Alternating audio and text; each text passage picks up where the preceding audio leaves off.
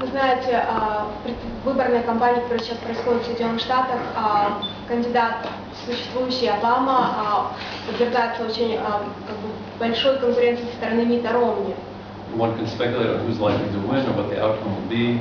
Можно много спекулировать о том, кто выиграет эти выборы и каковы будут их последствия. But I think one thing, just to try to make it relevant to the situation in Ukraine.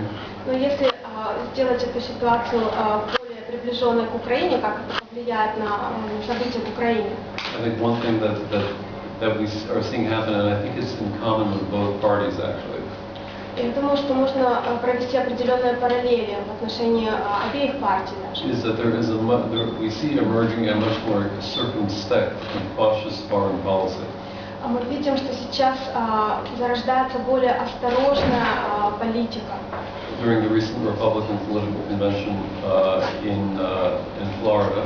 Во время недавней конвенции, предвыборной конвенции республиканцев во Флориде, foreign policy was hardly mentioned in 3 days. За все 3 дня этого события внешняя политика очень мало вообще упоминалась. And Кондолизе Райс, who you may recall was Secretary of State under George Bush. И госпожа Кондолизе Райс, которую вы помните как государственного секретаря во время правления Буша, and is now a close advisor of Romney. Сейчас является близким советником Митта Ромни. She made an interesting statement, and it makes sense. It's important when you read it in conjunction with an important article she wrote in Foreign Affairs magazine when she was leaving office as Secretary of State. И она сделала одно интересное заявление, которое интересно посмотреть в связи со статьей, которую она написала в издании «Внешняя политика» еще накануне своего ухода с поста госсекретаря. And she said there that the United States was not interested in a balance of power. The United States was interested in a preponderance of power. Preponderance. Just balance is balance, but preponderance is more. Она сказала, что Соединенные Штаты не заинтересованы в балансе силы, они заинтересованы в том, чтобы занять доминантную позицию. And which means if you're not going to have a balanced power, it means you're not interested in talking. Balance of power means you talk. It means you talk to other countries. It means you talk to Europe, you talk to Russia, you talk to China, you talk to India, the important countries. That's what she was saying then. What she said in Florida 2 weeks ago was that the United States is interested in a balance of power that favors our interests. Итак, в то время она сказала, что Соединенные Штаты не заинтересованы в балансе сил, что означает такая ситуация, когда партнеры обсуждают что-то на одном и том же уровне, когда, например, страна, такая как Америка, общается с Индией, с Китаем, с другими странами наравне. Это не было мотивацией правительства в то время. Сейчас она на недавней конвенции сделала немного другое заявление о том, что Соединенные Штаты заинтересованы как раз в балансе силы, но в интересах Соединенных Штатов. Yeah. So it's a balance, but it's a balance tilted in our favor.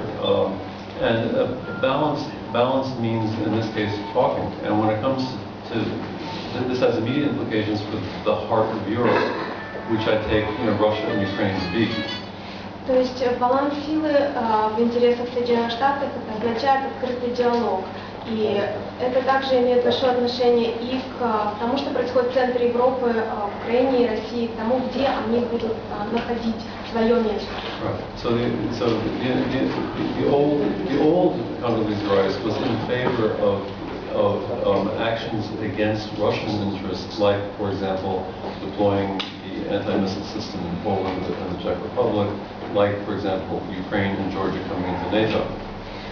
Если вспомнить, какой была Кондолизе Райс ранее, то она выступала в противовес российским интересам, в противовес размещения, вернее, за размещение военных сооружений в Польше и в том, чтобы Украина и Грузия вступили в НАТО.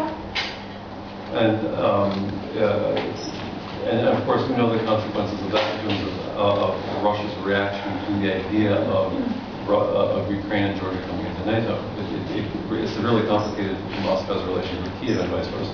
И, конечно же, мы знаем, что последствия этого были очень сложными для взаимоотношений между Украиной и Россией, поскольку последняя негативно восприняла вступление Украины и Грузии в НАТО. So now, if the United States is more willing to talk, it means that they're concerned about the fact that the foreign policy is somewhat out of control.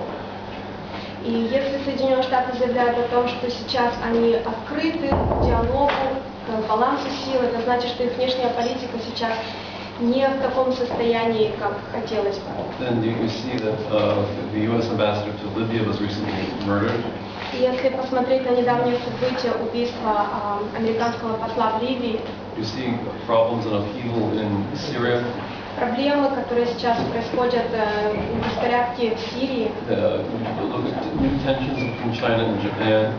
новая напряженность в отношениях между Китаем и Японией. The whole question of Iran, what to do about it, will the Israelis do something against Iran? И вся эта ситуация на Ближнем Востоке, вопросы в отношении того, что будет делать Израиль в отношении Ирана. And what will America's role be in that? Какой будет роль Америки в этом конфликте?